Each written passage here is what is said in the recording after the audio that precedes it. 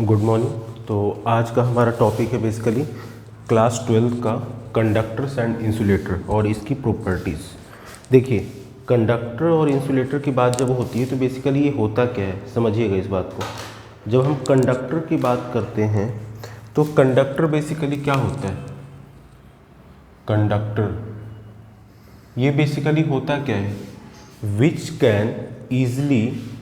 which allows to flow any charge easily is called conductor। कहने का मतलब कि अगर आपने कोई ऑब्जेक्ट लिया, कोई मटेरियल लिया, suppose this is made up of iron, ये आयरन का बना हुआ है। when any external electric field is applied on this material, जब हम कोई एक्सटर्नल इलेक्ट्रिक फील्ड इस मटेरियल के अक्रॉस अप्लाई करते हैं तो क्या होता है, चार्ज कैरियर जो होता है उसको ईजिली अवेलेबल करवाता है ये फ्लो करने के लिए। यानी कि सीधा सीधी आप कह सकते हैं कि ऐसे मटेरियल जिसमें करंट फ्लो कर सकता हो दैट इज कॉल्ड कंडक्टर। तो यहाँ पे ये कैसे चार्ज फ्लो करता है, करंट फ्लो करता है, इसके लिए हम देखेंगे एक होता है बाउंड चार्ज और एक होता है फ्री चार्ज। तो पहले हम ये कॉन्सेप्ट देख लेते हैं, बाउंड चार्ज क्या होता है और दूसरा फ्री चार्ज क्या होता है। देखिए, जो बाउंड चार्ज होता है हमारा, this is bound charge and this is free charge. ये बेसिकली होता क्या है समझिएगा। यहाँ पे मान लीजिए ये हमारा कोई एटम है जिसका ये न्यूक्लियस है, ठीक है, ये न्यूक्लियस है, इसके चारों ओर डिफरेंट ऑर्बिट है, एक ऑर्बिट, ये दो orbit and this is third orbit and this is fourth orbit. इतना वीडियो में आ रहा है? ओके, हाँ ठीक है। तो ये जो आपके ऑर्बिट हैं ये बेसिकली क्या करते हैं समझिएगा। यहाँ पे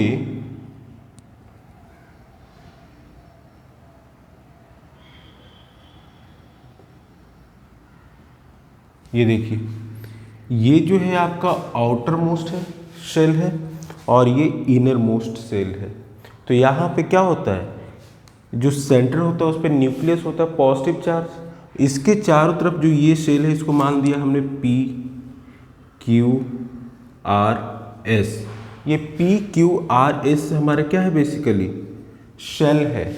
इस शेल में इलेक्ट्रॉन्स क्या हैं, इलेक्ट्रॉन्स जो हैं इस तरीके से रखे हुए हैं। जब ये शेल जो है इलेक्ट्रॉन्स जहाँ जिसमें रखे हुए हैं, इस शेल में बेसिकली क्या हो रहा है, ये पॉजिटिव चार्ज जो है आपका न्यूक्लियस, इससे ये अटैच है, ये सारे पे क्या अट्रैक्टिव फोर्स लग रहा है। यहाँ पे जो इलेक्ट्रॉन मूव कर रहा है, यहाँ पे आपने केमिस्ट्री में पढ़ा होगा ना, शेल होते हैं P Q R S इस तरीके से, और इस शेल में क्या होते हैं, इलेक्ट्रॉन्स फ्लो करते हैं। तो यहाँ पे जो इनर शेल है that is P Q R, इस तरीके का जो शेल है, इस पे इस न्यूक्लियस के कारण अट्रैक्टिव फोर्स लगेगा और ये इलेक्ट्रॉन्स को क्या करेंगे, अपनी ओर अट्रैक्ट करके रखेंगे। That means they gets bounded with this nucleus. ये न्यूक्लियस है जो जितना क्लोज डिस्टेंस पे होता है वो उतना ज़्यादा बाउंडेड होता है। लेकिन जब हम आउटर मोस्ट शेल की बात करते हैं तो ये बेसिकली क्या होता है, फ्री होता है। कैसे फ्री होता है, आपने जब उस ऑब्जेक्ट में मान लिया आयरन का जो रॉड था, उस आयरन के एक एटम का हमने लिया था। अब यहाँ पे क्या हो, जब हम इसमें एक्सटर्नल इलेक्ट्रिक फील्ड अप्लाई करेंगे तो क्या होगा, इलेक्ट्रिक फील्ड जब भी आप अप्लाई करेंगे तो याद रखिए कि इलेक्ट्रॉन्स, भाई ये कंडक्टिंग नेचर का है तभी तो इसमें ये पॉजिटिव है, that means positive charge, this is electrons negative charge इसमें फ्लो करते हैं बाहर, क्यों, केमिस्ट्री का चीज़ है ये। तो यहाँ पे जब आप इलेक्ट्रिक फील्ड अप्लाई करते हैं तो क्या होता है, सारा का सारा जो इलेक्ट्रॉन है वो क्या होता है, opposite to the flow of electric field. यानी कि इलेक्ट्रिक फील्ड जिस डायरेक्शन में फ्लो कर रही है उसके अपोजिट में इलेक्ट्रॉन्स फ्लो करते हैं, ठीक है। तो ये होता है हमारा क्या, ये जो इसके न्यूक्लियस के आसपास जो है ये होते हैं बाउंड चार्ज, ये इससे बाउंडेड होते हैं न्यूक्लियस से। लेकिन जो आउटर मोस्ट ऑर्बिट में होता है इलेक्ट्रॉन्स, वो इससे बहुत दूर होने के कारण फ्री होते हैं, तो इन्हें हम बोलते हैं फ्री चार्जेस। और ये किस में पाया जाता है, कंडक्टर में। कंडक्टर में ही केवल फ्री चार्जेस पाए जाते हैं। तो सेमीकंडक्टर में भी होता है, उसका कुछ सर्टेन केस होता है, टेम्परेचर होता है, बट अभी हम जो बता रहे हैं वो फ्री चार्ज बेसिकली क्या होता है, न्यूक्लियस सबसे बाहर का जो ऑर्बिट होता है, शेल होता है, उसमें जो इलेक्ट्रॉन्स पाए जाते हैं वो क्या होते हैं, फ्री चार्ज। और इसके क्लोज जैसे पी क्यू आर भी लिया जा सकता है, बट पी और क्यू तो श्योरली क्या होंगे, बाउंडेड चार्ज होंगे, ये इससे बाउंड होते हैं। तो अब यहाँ पे इसके कुछ प्रॉपर्टीज़ हैं, behaviours of conductor in electrostatic field. देखिए पहला जो है वो है behaviours of conductor in electrostatic field. Topic है बिहेवियर ऑफ कंडक्टर इन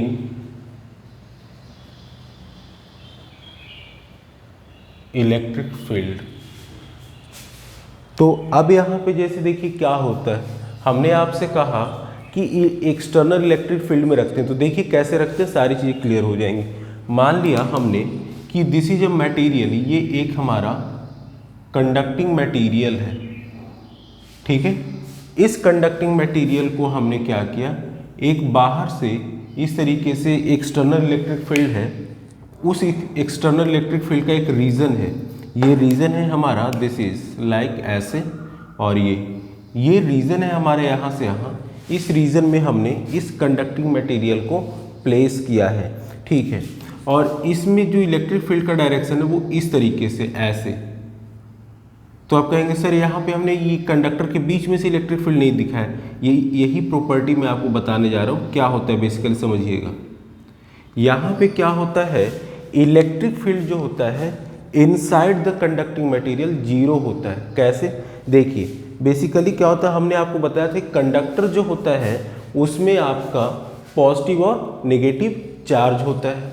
तो बेसिकली कंडक्टिंग मटेरियल में जो पॉजिटिव और नेगेटिव चार्ज जो होता है वो बेसिकली क्या करता है समझिएगा।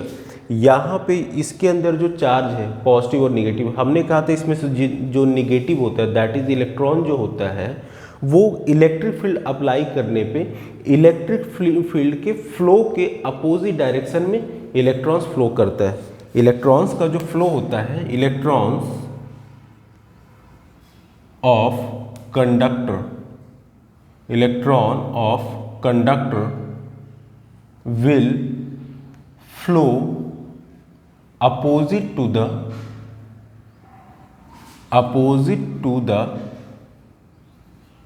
इलेक्ट्रिक फील्ड, वो इलेक्ट्रिक फील्ड के अपोजिट में फ्लो करता है। तो देखिए जब आपने ये एक्सटर्नल इलेक्ट्रिक फील्ड ये आपने अप्लाई किया तो एक्सटर्नल इलेक्ट्रिक फील्ड का डायरेक्शन इधर है। तो जब आप एक्सटर्नल इलेक्ट्रिक फील्ड किसी कंडक्टर में अप्लाई करते हैं तो ये प्रॉपर्टी होता है कि ये जो कंडक्टर के जो चार्जेज होते हैं दैट मीन्स इलेक्ट्रॉन्स, वो इस डायरेक्शन में सारे के सारे यहाँ पे आ जाते हैं। मतलब क्या, मतलब कि यहाँ पे इलेक्ट्रिक फील्ड के अपोजिट डायरेक्शन में इलेक्ट्रिक फील्ड इधर जा रहा है तो सारे इलेक्ट्रॉन्स इधर आ जाएंगे। तो जब सारे इलेक्ट्रॉन्स इधर आ जाते हैं तो इधर क्या बचेगा, प्लस चार्ज बचेगा। तो ये हमारा प्लस चार्ज हो गया।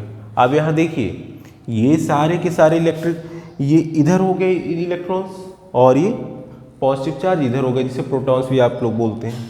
तो अब यहाँ पे क्या होगा, आपने जो अप्लाई किया है वो है external electric field, this is external electric field EXT। ये जो आपने बाहर से अप्लाई किया है that is external electric field EXT। और इसमें जो है इलेक्ट्रिक फील्ड किधर है, इंटरनल इलेक्ट्रिक फील्ड INT, इसका डायरेक्शन इधर है, ठीक है। तो अगर एक्सटर्नल इधर है इंटरनल इधर है तो क्या होगा, एक दूसरे को क्या करेंगे, अपोज करेंगे, रेजिस्ट करेंगे। और ये तब तक रेजिस्ट करते हैं जब तक कि एक्सटर्नल इलेक्ट्रिक फील्ड जो है इंटरनल इलेक्ट्रिक फील्ड के बराबर नहीं होता है।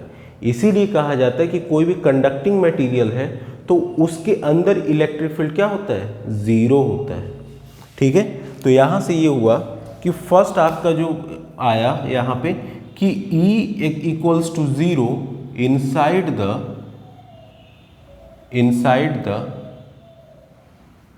कंडक्टर, ठीक है। इलेक्ट्रिक फील्ड जो होता है कंडक्टर के अंदर क्या होता है, जीरो होता है, ठीक है। नेक्स्ट पे आते हैं।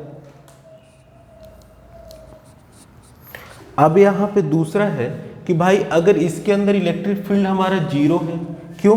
एक्सटर्नल इलेक्ट्रिक फील्ड इतना है और इंटरनल इलेक्ट्रिक फील्ड तब तक बढ़ेगा जब तक ये एक्सटर्नल इलेक्ट्रिक फील्ड को ये इंटरनल बैलेंस ना कर दे, यानी कि इक्वल एंड अपोजिट में फ्लो करना रोक ना दे कंप्लीटली। तो इसलिए बोला जाता है इलेक्ट्रिक फील्ड ई जो होता है कंडक्टर के अंदर जीरो होता है।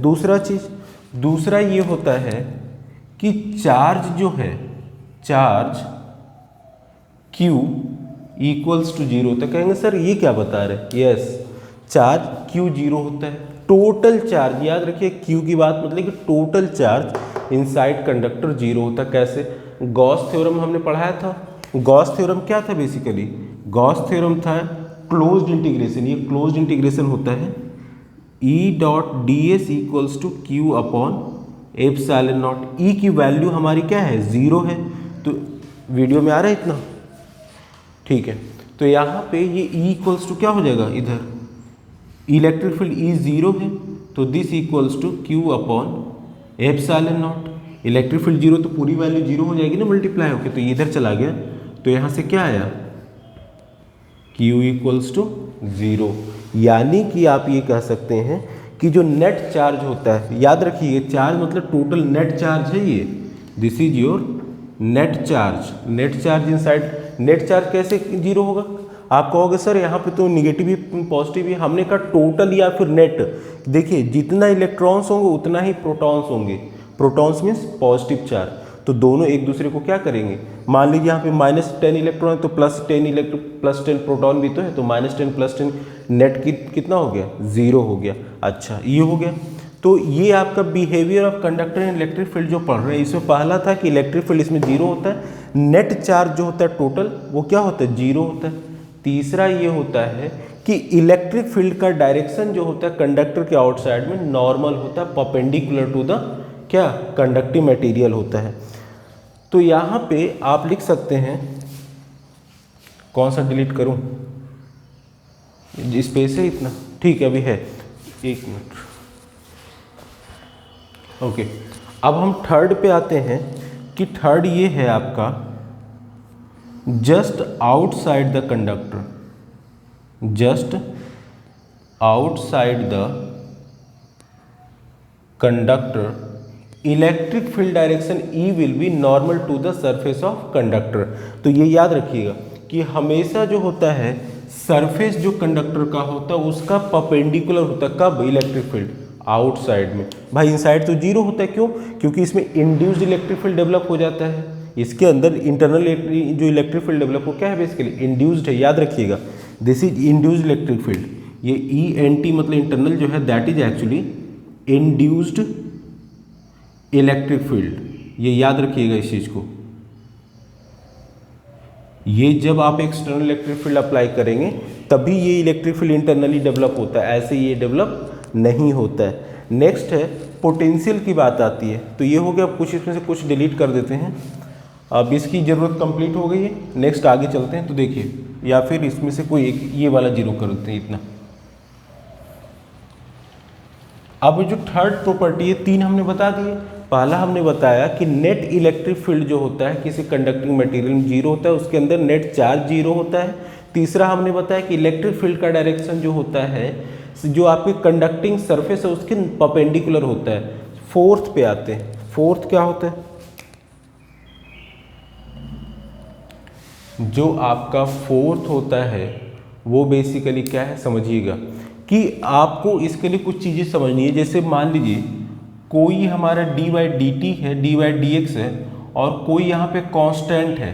कांस्टेंट मतलब कि इसकी वैल्यू रिमेन फिक्स, तो हमेशा कांस्टेंट का डिफरेंशिएशन क्या होता है? जीरो होता है। दिस इज कांस्टेंट, ठीक है, आ रही है समझ में? और आपको पता है कि इलेक्ट्रिक फील्ड और इलेक्ट्रोस्टैटिक पोटेंशियल में रिलेशन क्या होता है? dV/dr माइनस के साथ ये होता है। अब यहाँ पे सबसे इंपॉर्टेंट चीज इलेक्ट्रिक फील्ड, यहाँ पे क्या मैं कह रहा हूँ कि इंटरनल इलेक्ट्रिक फील्ड जो होता है यानी कि inside the conductor net electric field क्या होता है? जीरो होता है। दैट मीन्स यहाँ पे अगर ये वैल्यू रखें जीरो तो यहाँ पे dv और ये माइनस साइन इधर ले आए तो dv अपॉन dr की वैल्यू आई आपकी 0। ये क्या बताता है? ये आपको ये बताता है कि बेसिकली यहाँ पे हमने जो ये डिफ्रेंशिएट किया है, किसको डिफ्रेंशिएट किया है? dy dr ऑफ v, और यहाँ देखिए इसकी वैल्यू 0, तो यहाँ पे किसका डिफ्रेंशिएशन 0 होता है? जब कोई कांस्टेंट होता है। दैट मीन्स कि यहाँ पे कांस्टेंट क्या है? v, यानी कि यहाँ से हम कहेंगे कि जो v है, v क्या था? Electrostatic potential. तो यहाँ पे हम ये कहेंगे कि इलेक्ट्रोस्टैटिक पोटेंशियल की वैल्यू जो होती है किसी कंडक्टिंग सरफेस के अंदर क्या होता है? कांस्टेंट होता है। मतलब कि ये क्या होता है? इक्यू पोटेंशियल रीजन होता है। v कांस्टेंट है throughout the surface of conductor, surface नहीं सॉरी, इनसाइड द कंडक्टर।